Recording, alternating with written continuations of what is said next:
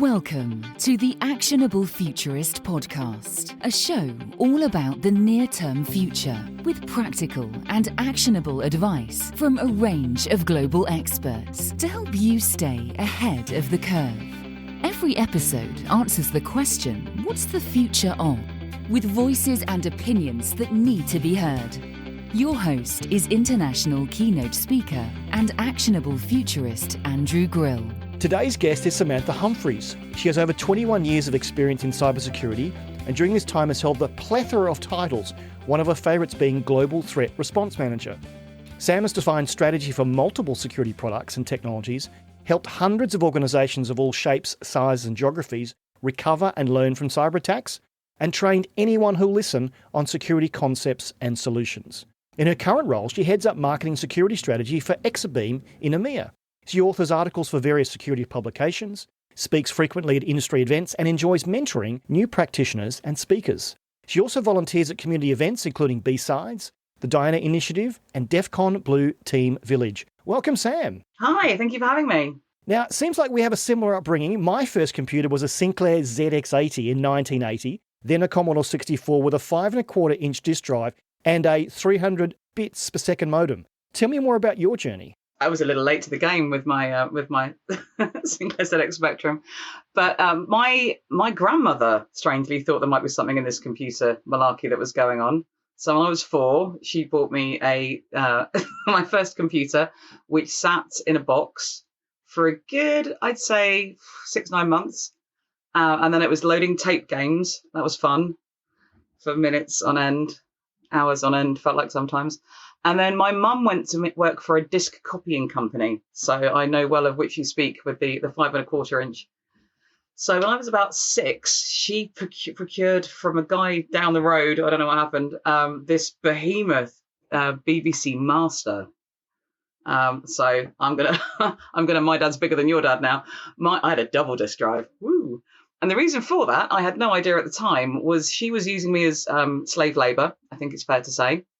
So she would bring home educational games that they were copying to send out to schools and would throw them at me and say, hey, play this, see if it works. You were an early crash test dummy for software.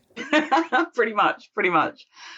So yeah, I loved computers from an early age. You know, it was absolutely thrust upon me as a first introduction, but hours of fun. I'm an only child as well. So sitting in front of my computer, playing endless games, logging bugs essentially verbally with my mum, but still was a good start in life. And then a long story, we end up here. So how did you get into cybersecurity in the first place, from slave labour and copying disks and reviewing software to being a leading cybersecurity practitioner?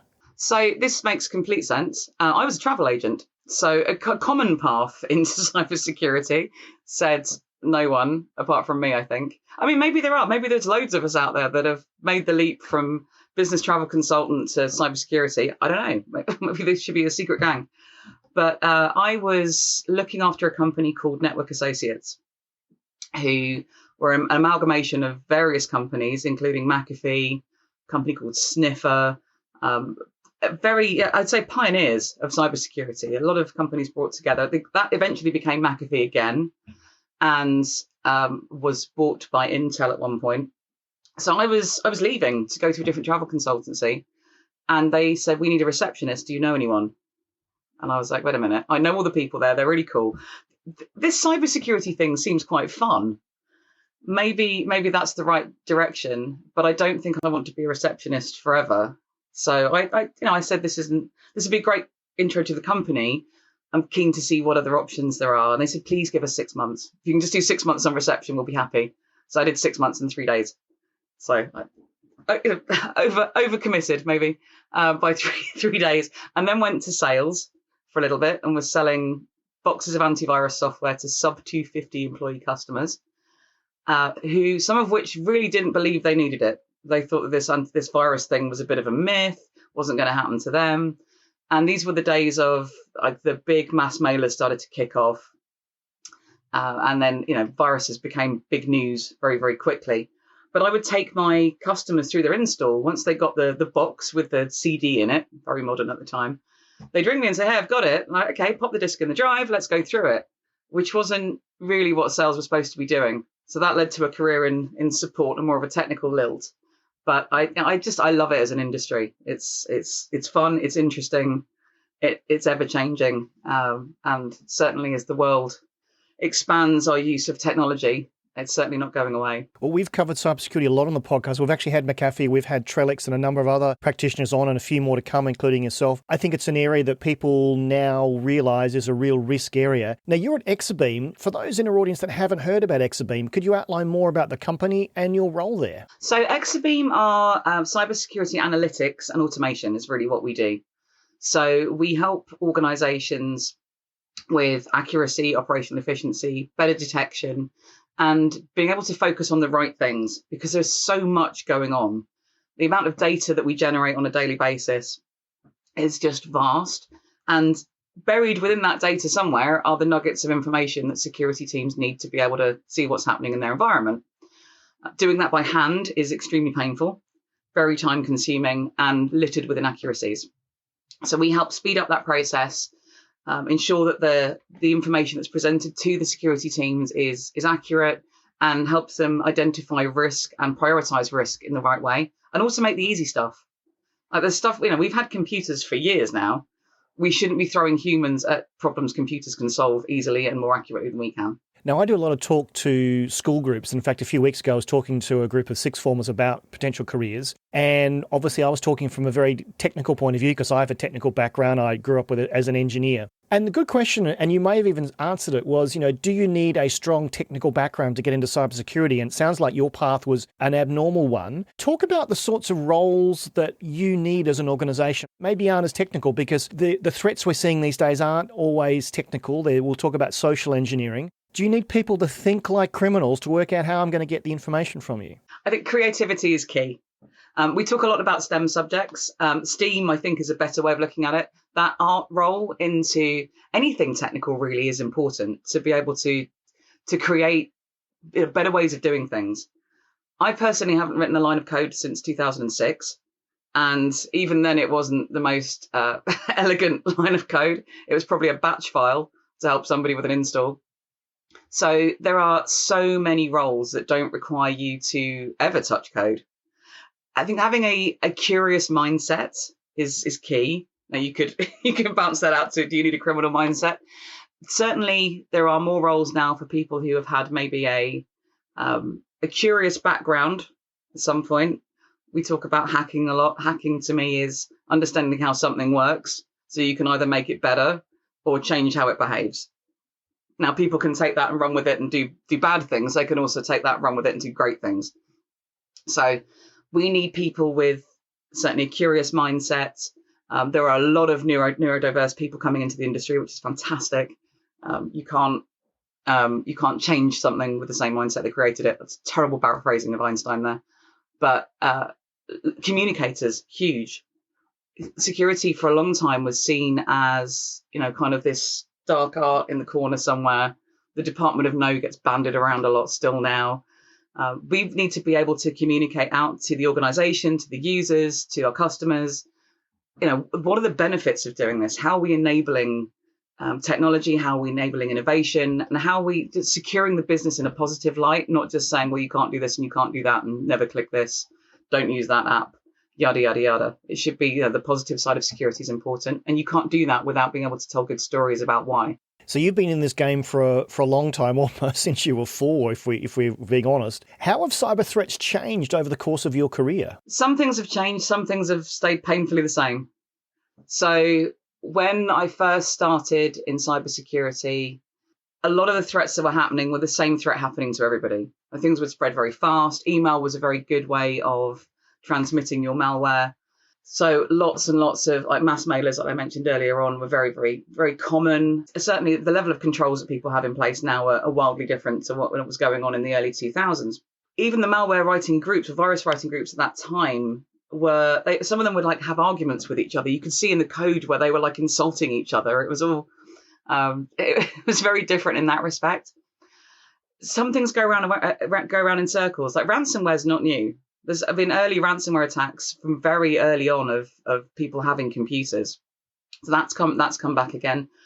Phishing is still one of the top vectors And again, that's not new. Certainly, phishing emails have got better in their look and feel. They're more, I'd say, sophisticated is a word I hate when we talk about cybersecurity. They're certainly more elegant and getting better at tricking people. For instance, when we all ran to working from home a couple of years ago, within hours, the phishing emails that were going out from the adversaries were tailored to look like they were something to do with working from home. Like a message from IT, a message from a colleague. I think it was the top 10 phishing subject lines in that first quarter. 9 out of the 10 were related to working from home in one way or another. And the 10th was Valentine's Day, which goes round every year like clockwork.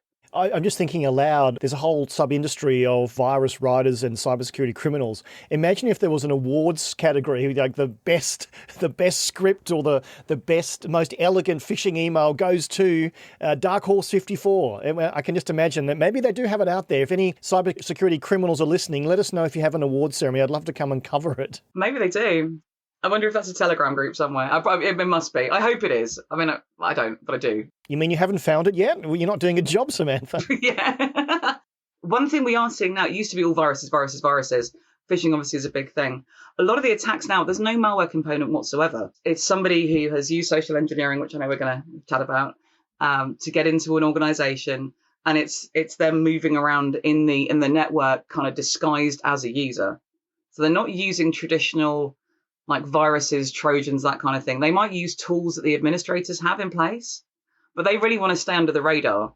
And that we were not seeing anywhere near as much of that activity when I first started. So that's definitely something that is newer than the old days of the mass mailers. A few years ago, I went under NDA at a client event because they wanted to talk about from their CISO an event that had happened. The National Security Agency basically had contacted them to say, do you know you've had someone we've been following for a while in your network for 3 months? And the CISO said, no, that was so covert. They had no idea. Now, the havoc they wanted to wreak was worth £20,000. That's the ransom they wanted. But the fact they're in a well-known company's data system and just lurking there, I think people don't realise, and we'll talk a bit later about how boards need to be aware of that. But let's just back up a bit. How can cybersecurity technology protect a business and their clients? What are the sort of things that can be done on a simple level, and then maybe some things that are deeper level? The basic kind of hygiene stuff is key. You've got to start with that.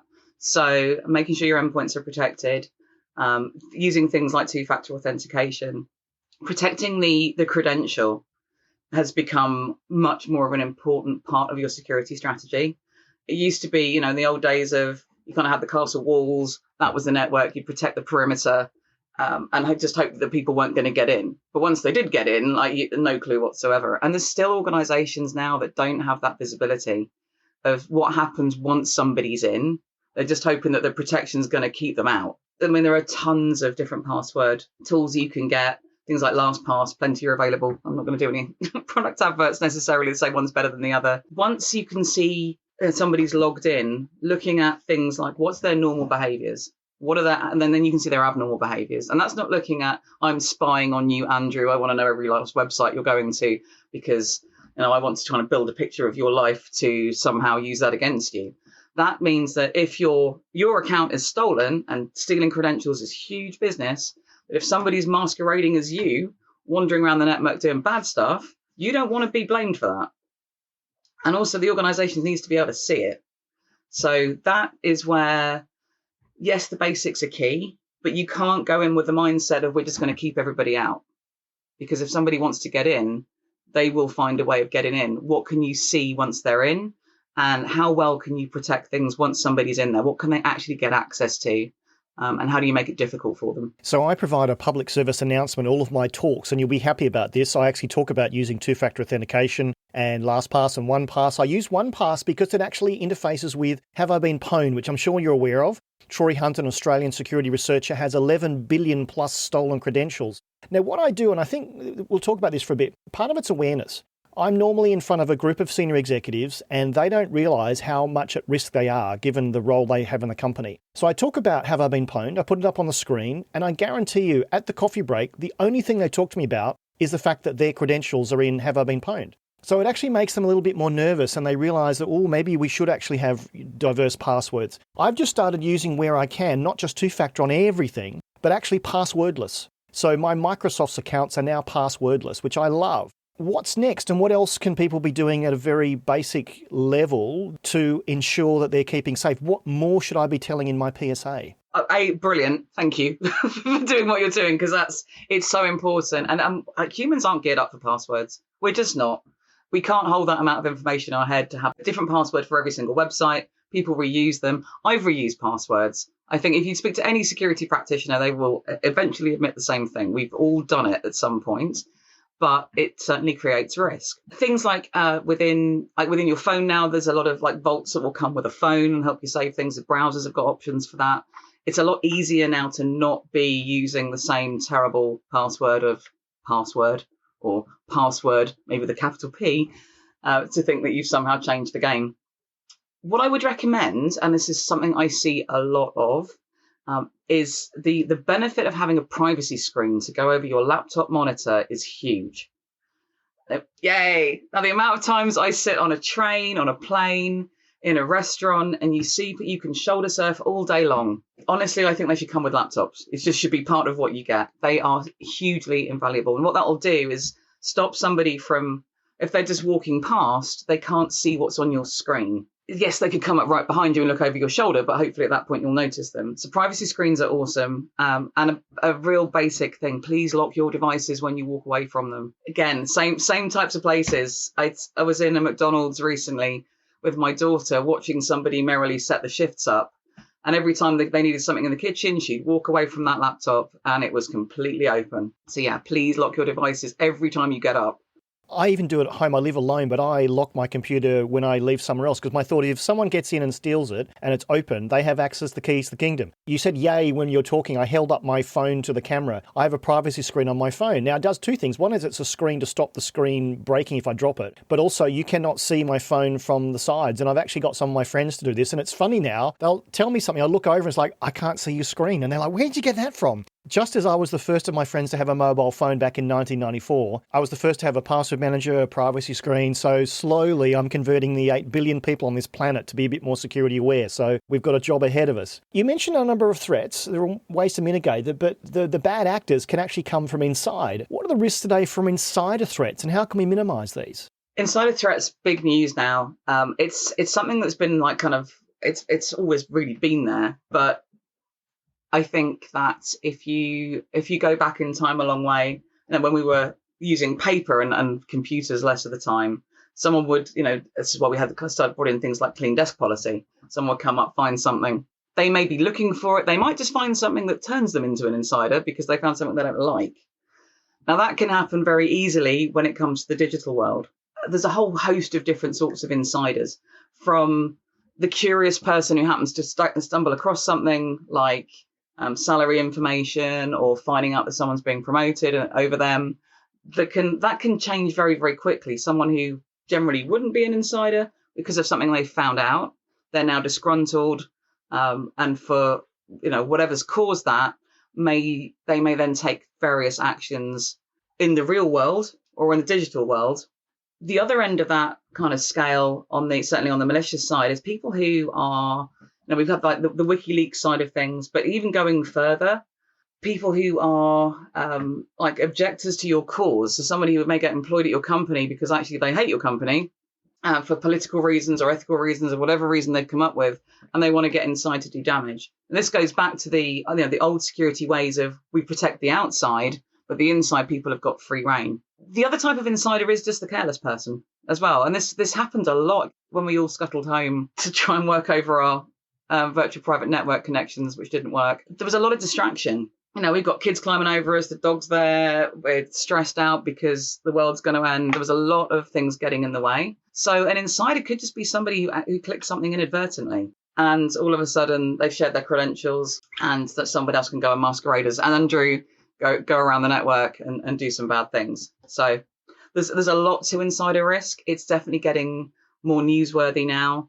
And it can be something like even, somebody leaking a film or a TV series, through to someone doing an awful lot of damage to your IP, to your reputation, or costing you a lot of money, or all of the above. We talked before about your path to this industry. I'm interested maybe what sort of jobs are available in the cyber industry, what skills are needed, and where are the skill gaps? We talk a lot about the skill gap. Or are we missing out on humans? There's a lot of jobs open. Where are those issues? For me, some of the challenges start with hiring and the ridiculous job descriptions that are put up for practitioners. The common one we talk about a lot is an entry-level position where they want you to have 5 years experience in AN topic.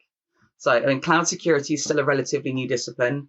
Application security has been around a bit longer, both very hot areas. But if you're expecting somebody to come in as an entry-level salary, an entry-level role, and have 5 years of experience, then I'd like to have some of whatever you're smoking, because that is ridiculous. We have, without question, a lot of technology to be able to deal with. So that creates skills gaps.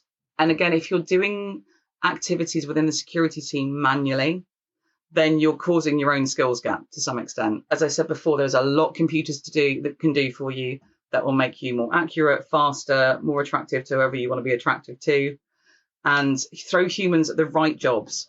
One of our customers has a saying of human brains for human problems. So we need to be able to have humans making decisions at the right time with the right level of decision support, not being thrown at a phishing email queue, merely going through an email, taking out the links, sending files over to a sandbox, waiting for it to come back. All of this takes time. Computers can do that for you very, very easily. We need to automate in the right places.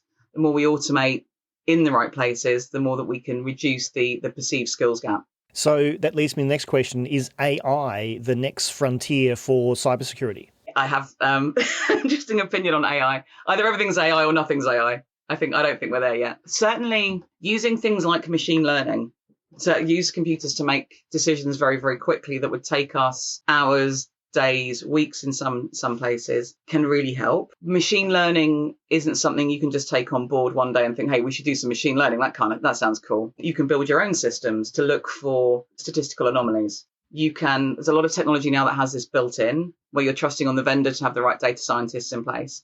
So like anything, it's a case of understanding what your needs are, what skills you have in place, and who the hell is going to support this thing if it goes wrong. But the benefits around using machine learning type technologies in security for sure are just vast, because we can go at a certain speed. There are things that humans will know about, say your organization, your business risk, that the machine won't know, but certainly it can find glitches in the matrix way faster than a human can. So the business risk is an interesting one, and that's something that should keep the board awake at night. Do you think boards are aware and willing to fund significant programs to reduce the threats from cyber attacks and cyber terrorism? More than they were, I think, is a fair statement. It's definitely a conversation that if it's not happening at your board right now, it should be. The challenge that we've had in security for a long time is being able to tell stories in a way that resonate with the people that can help us. If we turn up with a bunch of metrics that kind of do that, and we start talking about MD5 hashes and SHAs, and it was encrypted using this style of encryption, yada, yada, you can just see people switching off. They don't care. If you can say, we want to be embracing this new technology, so digital transformation, the whole journey to the cloud, that kind of stuff, that requires a different skill set to be able to secure it. Just because it's in the cloud doesn't mean it's safer. There's the lovely slide that was created about pizza as a service that talks about kind of the different types of cloud infrastructure and who owns what. I love using that slide to talk to people who aren't as tech savvy, because they'll understand the concept of getting a pizza, whether you've built it yourself and cooked it in your own oven, or you've gone to a restaurant and everything in between. That's where we're getting better, but we have to be able to communicate in a way that resonates with the person we're talking to. Otherwise, they're just going to say, that sounds expensive. Can you not just deal with what you've got? I love the analogy of pizza as a service. In fact, because I'm the tech expert amongst all my friends, I've become Andrew as a service. And literally when something goes wrong, I get the WhatsApp. What should I do? So you've mentioned several times about this whole change. We've moved to working from home. And I think now we all agree we're in a hybrid mode. We are always going to be working some days in the office, some days at home. So when it comes to hybrid working, how can we protect enterprise assets as well as our own personal assets? Yeah, there's been a lot of crossover now, hasn't there? And you think when we had the kids at home as well, when the schools were closed and people were using whatever devices they could get their hands onto. A lot of organizations, when bring your own device happened, some organizations were just like, this is going to make things easier for us. We don't have to buy all this equipment. Like, buy whatever you want, bring it in, fine, it's yours. Then they found out that securing the devices was harder. This is where we get back to securing the credential and the importance of that. And I've got, I don't even know how many devices in this house. There are a lot. There's between iPads and laptops and phones and all the rest of it. So I like the fact that I can access work through other devices. I've got my corporate laptop. There's a lot of controls in place about how I access things. How do I confirm I'm me? That's really the route people have to go down, is you need to be able to balance ease of use, ease of working with security. Because as we found for years on end as security people, if you don't provide the right services for people to be able to do their job, they will find ways of circumventing your controls. But if you're a huge organization with a lot of budget and a lot of tools and a great security operations team, and you've really, really embedded yourself in the business, then it's probably harder for your employees to get around it. But I would say nothing's watertight. I like to give listeners some actionable ideas of how what my guests are talking about can be put into practice. Could you maybe give us an example of where you've helped protect a company from cyber attack? Oh, God, I've worked on so many. The key to it is finding things earlier. That's where we want to be. You can't necessarily stop everyone from coming in, but if you can spot them earlier on and you can provide decent information to the security team so they can take action. A great example, we were working on a proof of concept with a university in the US, and they had amazing endpoint detection and response software, all bells and whistles going on, but they still had some visibility gaps. Now, EDR tools are fantastic. Absolutely, I would much rather have an EDR tool than a standard antivirus. Jargon Buster, what is an EDR tool? Endpoint detection and response. So something like a CrowdStrike, SentinelOne, there's a bunch of them that are available now. And they have a lot more technology within them to protect the endpoint than just, I'm scanning files as they come in, are they viruses? So look for strange activity that's going on, monitoring websites that you're going to, so if anything bad's trying to download at that point. So it really does throw its arms around the endpoint to be able to protect it. There are still ways of getting past with everything. So having a good endpoint detection response tool, very important. That said, you still need to understand that not every asset in your inventory is going to be protected. So things like phones, cloud applications, those types of things won't necessarily have some sort of EDR tool upon them. Certainly when you get into the cloud, things get very different. Having things like, again, protecting the credential, that's important. Yes, passwords, absolutely vital. Two-factor authentication. If you can have two-factor authentication working across different devices, that can be helpful. But I was going back to my story. I just realised I've gone off on a tangent about do the things, Sam. So we go back to our university. University had this great EDR tool. At 3 a.m, the EDR tool picked up a detection for something called Mimikatz, which is a tool that is used generally for bad reasons around credentials. So it's not something you want in your environment. But just a detection of Mimikatz on its own could mean everything from someone's just downloaded this Mimikatz thing they've heard of. What does it do? I'd quite like to have a look at it. Curious employee. Through to a nation state attack and anything in between. So just getting that detection on its own says, okay, well, there's Mimikatz. It doesn't tell you really anything more. So you need to understand more about what happens. We'd started seeing behavior best part of 6 hours before the Mimikatz detection. So we had this proof of concept in. We were looking at some of the files, some of the logs from the network. All of a sudden, one of the employees was coming in. They're usually in London. All of a sudden, they've popped up in Singapore. That's its own interesting, but not necessarily a bad thing. They may have gone to Singapore. They're using a different device. They're using a different internet service provider. They're using a different VPN tool to be able to access. They've got into the network. They're now starting to look at different machines that they didn't normally go to. So they're looking at financial servers. They're looking at just the behavior's not right. So these things now chain together. You're getting a picture that something is up here. Eventually, after going to, I think there's about 600 machines that they touch, or devices within the network that they've gone to look at, tried to log into. They then logged into a webcam, of all things. So a lot of IoT devices you can actually log into. It's not just a case of, you plug them in and they're dumb. No, actually, there's things happening under the hood with not always the best security. They then used Mimikatz and then moving around the network a lot more. They had a lot more credentials. All this activity was happening that just having that detection alone would not have done anything value. You'd still have to say, well, okay, why is it there? You could come up with 8 different reasons immediately why there was a Mimikatz detection at 3 a.m. It transpires it was the really bad end of things. This was a nation state attack against the university that they would never have been able to see as quickly had we not been there. Universities are always, I think, some of the hardest environments to be able to protect in the world. And there's always, there's interesting data there. There's cool research the students are doing. There's a huge amounts of IP. So they're really, really interesting to cyber criminals.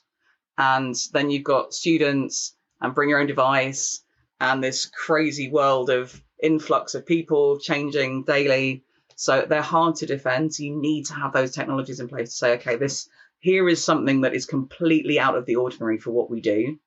I need to be able to go in and stop that. It's a brave new world out there. What are sort of the 3 top cybersecurity threat trends? Where are things heading? We obviously talked about the original ones that are phishing and all those sort of things. Are we starting to see different types of threats that are getting more sophisticated from the bad actors out there? So phishing is still huge. It is a great way to steal credentials. Credentials are like one of the most sought after bits of information available. I think the last few years it's been like number 1, number 2, because people want credentials. If they can get your username and password, it gives you access to so much more, especially if they're corporate credentials and they can get into your environment.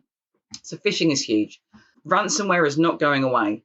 It is tried, tested. People are paying ransoms. There's a whole ethical risk business discussion you can have over should you pay the ransom, shouldn't you? And the answer to that is probably it depends, which is the answer to most things in cybersecurity. But ransomware it's not going anywhere. I think we're going to continue to see this. If it's working for the cyber criminals, they're going to continue to do it. The other piece then I think that is harder for organizations to think about is social engineering. For example, if I can blag my way into a building, it goes back to, again, we're talking about the castle walls versus once you're in. If you can get into a building, you can get into the server room, you get into a bank, whatever it might be. Once you're in, and that can be done through various ways of trickery from, I've seen people dress up as pizza delivery people. People always hold the door open for a pizza delivery person or flowers. Once you're in, and you haven't touched in a computer at all at that point, you can generally do a lot more. So social engineering can come in many formats, be it physically in person, on the phone, through email, through digital methods. There's lots of ways of doing that will basically prey on our willingness to trust what we see in front of us. I've read many newspaper articles where the reporter has basically said, come get me, and they did. And they've just been amazed at the set of information that we give out there. That's why I have a fake birthday. If ever I'm asked for my birthday, it's a certain day of the year and month. The only time I give my real birthday is to a government organisation that needs it. The more information you give away, the easier it is to socially engineer you. Just want to shift focus now. You're a big advocate of diversity and inclusion, and who isn't these days? Cybersecurity has always been a heavily male-dominated industry, but I'm wondering if the rise of remote working can be used to encourage more women into the profession, solving the skills gap in the process. Yeah, I absolutely agree that the remote working has brought more opportunity for a bunch of things, for a bunch of different types of people, a bunch of different ways of working. I'm going to an office next week. I'm going to our HQ. And I think about this last night. I have not been in an office for a company that I work at for, I don't even know, 2.5 years. And for those of us who have got, other life commitments, for instance, be that kids, family members, we've proven now that remote working is very, very possible. I also believe there's value in seeing human beings in real life, although the thought of going to an office really threw me. And now I've got to book meetings with humans in meeting rooms, which is very strange. Depending on your job, obviously, there is a lot more that you can do at any time of the day. And that works well for people with commitments. That's worked well, I think, also for people who have maybe taken a career break. They can now see a way back in. They don't have to commute to an office every day. Some people prefer to work at night. Some people don't like being in an office. If you think about neurodiversity, like the noise of being in an office is very off-putting for a bunch of folks, because they just don't want to be around other humans and interrupted and have that noise and things that are going to distract them through to making them feel really uncomfortable. We need diversity in this industry. It's so important. We need that creativity. We need that diversity of thought. We need diversity of backgrounds. Remote working, certainly in hybrid working, is a huge path to that. And I would say for people who have maybe left the industry when it was the days of the office and they're thinking about coming back, like, come back and join us. Things are a lot easier now from a working perspective than they were in the days of the commute and having to sit in an office of noisy people for 8-9 hours a day. I mentioned in the intro, you also volunteer for a number of charities, such as the Diana Initiative. Tell us how you got involved and perhaps some of the great work these charities are doing. Yes, there's a whole bunch of non-profits, community type events that are part of the cybersecurity community. And they are great for a number of reasons. So Diana Initiative specifically is around an event that happens during what's called Hacker Summer Camp, which is a week in Vegas that's coming up where there's a Black Hat event, which is the more corporate end of things, something called Defcon, which is kind of the more curious hacker end of things. And there are a whole bunch of other events happening at the same time. BSides Las Vegas, there's Diana Initiative. Diana Initiative really was there to champion diversity. And it is a superb event that provides, it's a good safe space for people of all walks of life that maybe don't want to be in the Vegas situation of it being hectic and maybe a little bit more bro. So focusing on women, diversity, it's really peaceful. It's lovely. So they provide talks, they provide workshops. There's something there for everybody. My husband came along a couple of years ago, learnt to lockpick, went to a couple of talks. I was volunteering, helping out, give out T-shirts and send people in the right direction. Those community events are invaluable to what we do because there are a lot of things in cybersecurity that can cost you money to to enter the space. So training, certifications, like those sorts of things, they can run into the thousands very quickly. Attending events like BSides, BSides is a movement that happens all over the world. So they started off in Vegas as part of that week. I'm involved with BSides Newcastle here in the UK. They are generally in-person events, some are hybrid, where they're either free or very, very low cost to come along. You can come along with no cybersecurity background whatsoever. You can just kind of be, I guess, cyber curious, interested in what we do. Come along and learn more about the different options in cybersecurity. And, there's no one job where you just say, I'm a cybersecurity. There's so many different roles, so many different ways you can go. So I'm a huge proponent of those types of volunteer community events.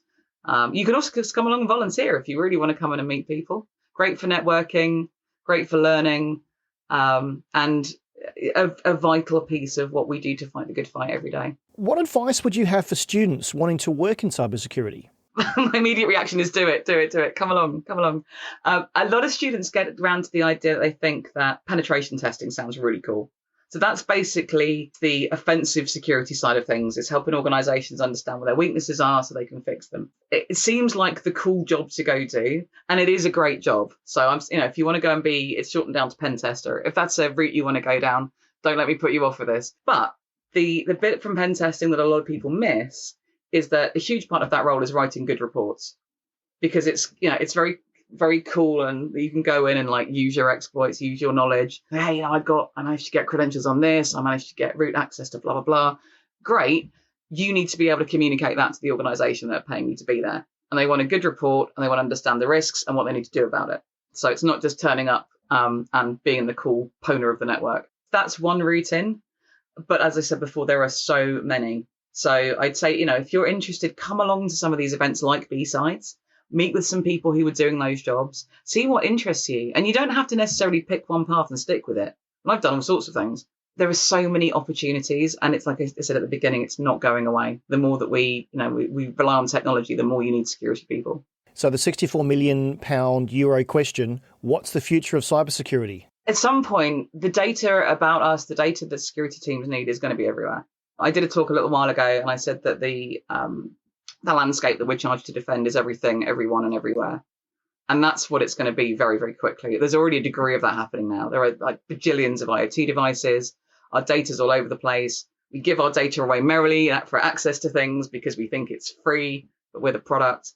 So still, I think as we go into the future, the value will be in being able to find bad things in the data very quickly. So looking for those anomalies and being able to tie them together. Without that, security teams are going to be absolutely lost, because I think there's the CEO of SoftBank said in 2015, by 2040, he reckons we'll have 1,000 connected devices per person. And you'll be, in a room that you can't get out of because you've got 1,000 devices, but everything will be connected. Your chair, your shoes, your desk, your doors. You think about your house now, like some folks who are more into technology, just the amount of devices you really have controlling your home or working in your home, that growth is going to continue like a rocket ship. So we need to be able to enable that level of technology innovation, but at the same time, keeping people safe. Because when things start to go wrong, the more we rely on technology, the more at risk we are. The explosion of devices is interesting. I run my own Unify professional-grade wireless network here in my home of one. I've got about 30 devices that are connected. I've got the lights that are lighting me are Wi-Fi connected. I've got temperature sensors. I've got cameras, all sorts of things. So as a futurist, I'd try these and see where we're going to get to. We're almost out of time, and we're now at my favourite part of the show, the quickfire round, where we learn more about our guests. So I'm going to fire some questions at you. iPhone or Android? iPhone. I can't do an Android. Window or aisle? Window. Online or in the room? Hybrid. Your biggest hope for 2022 and beyond? I want Max Verstappen to win the Formula One World Championship again. The app you use most on your phone? I'm old, so Facebook. The one thing you won't be doing again post-pandemic? Going for a Boris walk. What's a Boris walk? So we were allowed out for like an hour a day to go for a walk during one of the lockdowns, so it was called the Boris walk. What's the best piece of advice you've ever received? My dad always used to say, like, do your homework, like, do your research. Gut feelings are good. Do your research, though. What are you reading at the moment? I am really into Audible right now, and I have Stephen Fry that reads me to sleep every night, going around for the millionth time on the Harry Potter series. Who should I invite next onto the podcast? Jenny Radcliffe. How do you want to be remembered? I'd like to remember for making people laugh and helping them. So as this is the Actionable Futurist podcast, what 3 actionable things should our listeners do today when it comes to protecting themselves online? Do some password hygiene. Your phone or your browser will have a thing where you go and look at the passwords. Most of them will tell you now if they've been reused, or if they've either been stolen or you're using other things. Tidy up your passwords, please. Go and get privacy screens for your devices. They're really, really important. And trust nobody. If something seems too good to be true, it is. If someone's promising you money or fame or free stuff, just be very careful what you click on. It may look awesome. If it's for free or it's, like I say, too good to be true, it's not. Sam, how can people find out more about you and your work? I'm on LinkedIn and I'm on the Twitters as well. If you look for Safe Sex, spelt safe and then SECS, the securities, yes, Safe Sex, you'll find me on both. I pop up all over the place. Come to BSides Newcastle. Come and see me there. I'm part of the Compare team for that, and I'll be around a lot in Vegas, in the coming weeks. Fantastic discussion. Thank you so much for your time today, and stay safe online. Thank you for having me. Thank you for listening to the Actionable Futurist podcast. You can find all of our previous shows at actionablefuturist.com. And if you like what you've heard on the show, please consider subscribing via your favourite podcast app so you never miss an episode. You can find out more about Andrew and how he helps corporates navigate a disruptive digital world with keynote speeches and C-suite workshops delivered in person or virtually at actionablefuturist.com. Until next time, this has been the Actionable Futurist podcast.